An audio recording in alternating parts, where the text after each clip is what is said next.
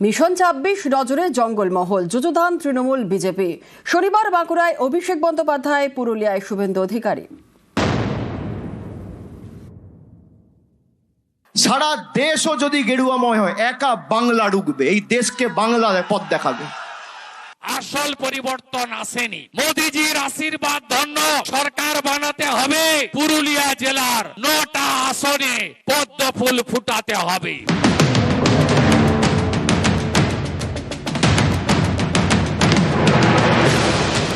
2019-এর লোকসভা ভোটে জঙ্গলমহলে বিজেপি ভালো ফল করে, কিন্তু 2021-এর বিধানসভা নির্বাচন এবং 2024-এর লোকসভা ভোটে হারানো জমি অনেকটাই উদ্ধার করেছে তৃণমূল। সামনে 26-এর লড়াই, বিধানসভা ভোট।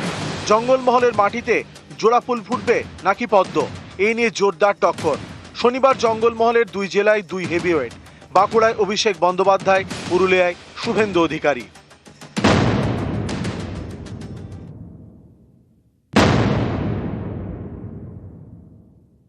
কি পরিস্থিতি ছিল বাঁকুড়ায়? জঙ্গলমহলের রানীবাঁধ, রায়পুর, তালডাংরার মতো বিধানসভার বিস্তীর্ণ এলাকা জুড়ে মাওবাদী নাশকতা। এই ইন্দপুর, ছাতনা, হিড়বাঁধ জলের হাহাকার। হাসপাতালে যেতে হলে বর্ধমানে, দুর্গাপুরে ছুটতে হতো। মমতা বন্দ্যোপাধ্যায় সরকারের সব থেকে বড় সাফল্য যে বাঁকুড়ার বিস্তীর্ণ এলাকা জুড়ে মাওবাদীরা এককালীন দাপিয়ে বেরিয়েছে।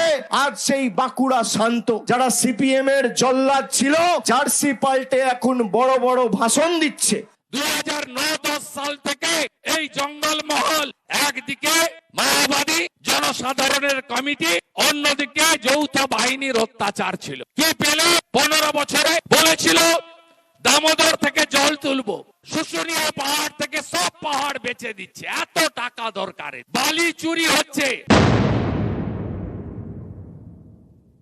আমি এই সালতোরায় খাদান কর্মী, সেই কর্মী ভাইদের সাথে কথা বলেছিলাম। তারা তাদের সমস্যার কথা বলেছিল। সালতোরায় 4টে এবং মেজিয়ায় 1টা, 5টা খাদান চালু রয়েছে। পুরো যদি সব ক্রাশার ফাংশনাল হয়ে যায় বা অপারেশনাল হয়ে যায়, তাহলে প্রায় 25,000 লোক কাজ পাবে।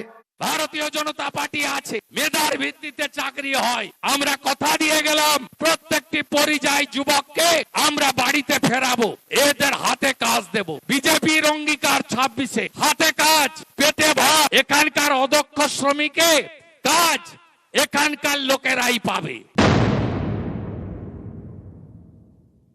যারা হিন্দু ধর্মে বিশ্বাস করেন এবং ভাবেন বিজেপি হিন্দু ধর্ম রক্ষা করবে, এই যে 70 জন মারা গেছে এসআইআর এর কারণে, এর মধ্যে 50 জনের বেশি হিন্দু। নোটবন্দিতে 140 জন মারা গেছিল, 122 জন হিন্দু। হিন্দু মেরে এরা ক্ষমতায় এসছে।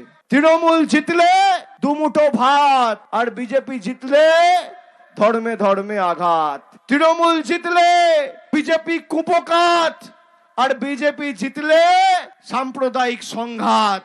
কি বাজবেন সিদ্ধান্ত আপনাকে নিতে হবে। 1951 সালে আমরা 85% ছিলাম সনাতনী এবং আদিবাসীরা। আজকে এই বাংলাতে 11 সালের সেন্সাসে আমরা 72-এ পরিণত হয়েছি। 27 সালে সেন্সাস শুরু হবে, 31-এর সেন্সাসে আমরা 60-এর নিচে নেমে যাব বন্ধু। পুরুলিয়া জেলায় আগে কত সংখ্যালঘু মুসলিম ছিলেন, আজকে ব্যাঙের ছাতার মতো সর্বত্র তারা কিভাবে ছড়িয়ে পড়েছে। এই বাংলা বাঙালিকে বাঁচাতে হবে, পুরুলিয়ার বৈচিত্র্য ধরে রাখতে হবে। 2016-তে নোটবন্দির নাম করে আপনাদের সবাইকে লাইনে দাঁড় করিয়েছিল, মনে আছে? আজকে 10 বছর পরে কেউ 50 বছর, কেউ 60 বছর, কেউ 70 বছর এই মাটিতে থাকার পরেও লাইনে দাঁড়িয়ে তাকে নাগরিকত্বের প্রমাণ দিতে হবে।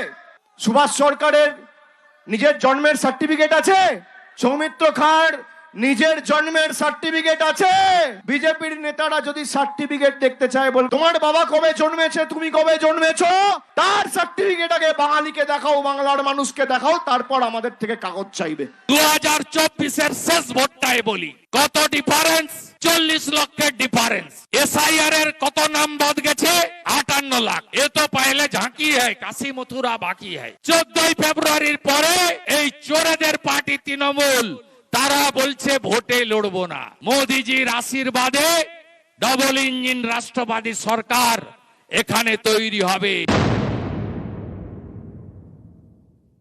তাহলে একদিকে বিষ্ণুপুরকে 6 মারতে হবে, আর একদিকে বাঁকুড়াকে 6 মেরে 2 মেরে 12-0 তৃণমূল কংগ্রেসের পক্ষে আগামী দিন করতে হবে। সারা দেশও যদি গেরুয়াময় হয়, একা বাংলা রুখবে, এই দেশকে বাংলা পথ দেখাবে। আপনি ইডি লাগান, আপনি সিবিআই লাগান, কেন্দ্রীয় বাহিনী লাগান, আপনি নির্বাচন কমিশন লাগান, আর একদিকে মমতা বন্দ্যোপাধ্যায় আর বাংলার 10 কোটি মানুষ, দেখি কে হারে কে জেতে।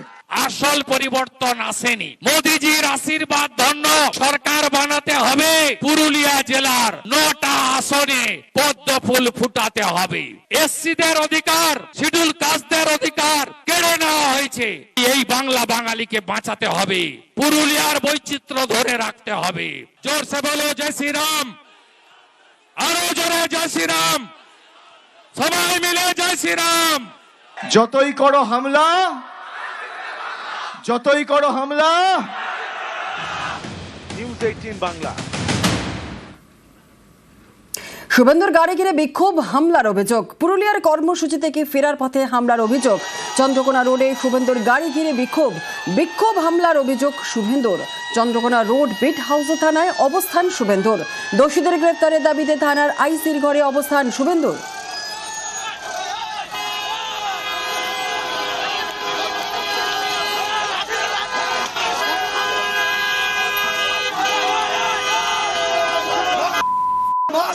চৌমাথাটা পেরানোর পরেই ঝান্ডা নিয়ে 15 থেকে 20 চালু দুম করে গাড়ির কাছে বোনাটে কি করবেন?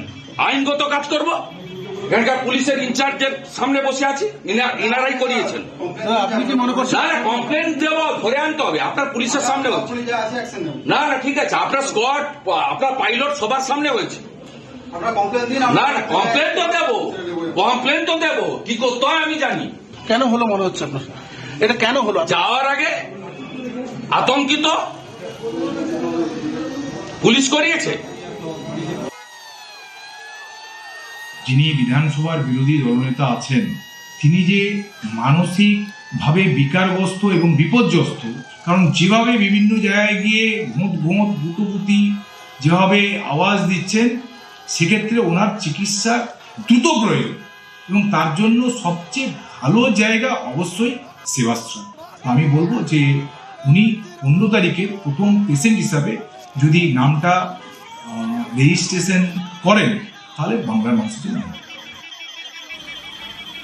গাড়িতে হামলার অভিযোগ শুভেন্দুর। ভিডিও প্রকাশ করে খোঁজা অরূপ চক্রবর্তীর। বিজেপির মণ্ডল নেতাকে লাঠি পেটার দাবি। সোশ্যাল মিডিয়ায় ভিডিও পোস্ট তৃণমূল নেতার। বিজেপি নেতাকে সিআরপিএফ এর লাঠি পেটার ভিডিও পোস্ট অরূপের।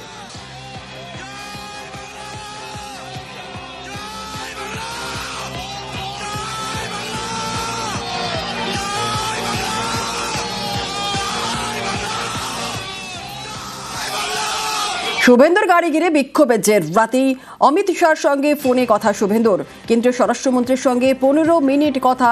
পুলিশের মদতেই হামলা বলে অভিযোগ শুভেন্দুর। আর বিক্ষোভের ফুটেজে নজর স্বরাষ্ট্র মন্ত্রকের।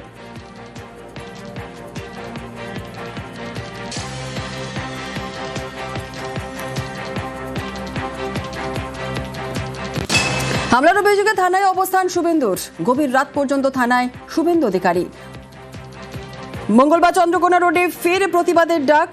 পুলিশের বিরুদ্ধে অসহযোগিতার অভিযোগ। আরো বিস্তারিত জানাবে শোভন রয়েছে আমাদের সঙ্গে। শোভন, হামলার অভিযোগে থানায় অবস্থান শুভেন্দু অধিকারীর। গভীর রাত পর্যন্ত থানায় ছিলেন শুভেন্দু অধিকারী। এখন কি আপডেট পাওয়া যাচ্ছে? কিরণা, দেখো, প্রায় রাত্রি 1:40 নাগাদ তিনি কলকাতার যে চন্দ্রকোনা রোড বিট হাউস আছে সেখান থেকে তিনি বেরোন। কারণ হচ্ছে 1:40 পর্যন্ত তিনি অবস্থান চালিয়ে যান থানার মধ্যে। তার অভিযোগ ছিল যে যারা তার গাড়িতে হামলা চালিয়েছিল, যারা তার গাড়ি ঘিরে আটকে বিক্ষোভ দেখিয়েছিল, তাদেরকে গ্রেপ্তার করতে হবে এবং তাদেরকে বিএনএস এর 109 ধারায় তাদের বিরুদ্ধে মামলা রুজু করতে হবে। সেই কারণে সেই দাবি তুলেই তিনি প্রায় 3 থেকে 3.5 ঘন্টা 4 ঘন্টা নাগাদ 4 ঘন্টা ধরে তিনি অবস্থান চালিয়ে যান থানার মধ্যে। এরপরে পুলিশ তাকে আশ্বস্ত করে, কিন্তু তার যে দাবি যে যারা অভিযুক্ত তাদের বিরুদ্ধে 109 ধারায় মামলা রুজু করা, সেই দাবি মানা হয়নি। তাদের বিরুদ্ধে শুধুমাত্র জিডি করা হয়েছে, সেই জিডির কপি দেওয়া হয় শুভেন্দু অধিকারীর হাতে। সেই জিডির কপি নিয়ে তিনি বেরিয়ে যান থানা থেকে। বেশ, ধন্যবাদ। পুলিশের নির্দিষ্ট অভিযোগে মামলা করলো না।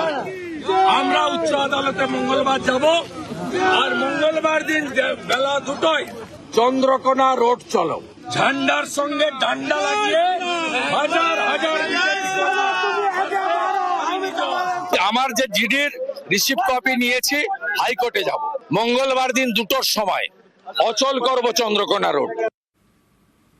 দেওয়াল দখলকে কেন্দ্র করে বাঙালি উত্তেজনা পোলেরহাটে। কেশরাইটে আইএসএফ তৃণমূল সংঘর্ষ, মারপিটে জখম 6 তৃণমূল কর্মী। আরো বিস্তারিত জানাবে কল্যাণ, রয়েছে আমাদের সঙ্গে। কল্যাণ, একেবারেই রুবেলা জানিয়ে রাখি, আগামী 21শে জানুয়ারি আইএসএফ এর একটি প্রোগ্রাম রয়েছে কলকাতায়, আর সেই নিয়েই কিন্তু দেয়াল লিখন করছিল আইএসএফ কর্মীরা। আর এই নিয়েই কিন্তু উত্তেজনা ছড়ায়, কারণ তৃণমূলের পক্ষ থেকে দাবি করা হচ্ছে যে কোনো রকম অনুমতি ছাড়াই যে দেওয়াল লিখছিল সেই দেওয়ালটি লেখা হচ্ছিল। আর এই নিয়েই প্রতিবাদ করলে প্রথমে বচসা এবং পরে কিন্তু সংঘর্ষের চেহারা নেয়। যদিও এই ঘটনা নিয়ে ইতিমধ্যেই তৃণমূলের 6 জন কর্মী আহত হয়েছে। খবর পাওয়ার সঙ্গে সঙ্গেই পোলেরহাট থানার পুলিশ কর্মীরা তারা ওই কেশরাইট গ্রামে যায় এবং গোটা পরিস্থিতির নিয়ন্ত্রণে আনে। আহতদেরকে উদ্ধার করে জিরেনগাছা গ্রামীণ হাসপাতালে ভর্তি করে। ধন্যবাদ। ওইখানে আমাদের যে কেশরাইট গ্রামে ট্রান্সমিটারের সামনে 2খানা দেয়াল আছে, ওই দেয়ালটা টোটালে আমরা টিএমসি যে আর কি প্রার্থী হয় তার নাম লেখানো হয়। এইবারে ওরা কি করেছে, জোর করে এবারে পুরো দেয়ালটা দখল করে নিয়েছে। মারধর করলো কারা আপনাদের? মারধর করেছে আইএসএফ এর ওই হারমাত বাহিনীগুলো,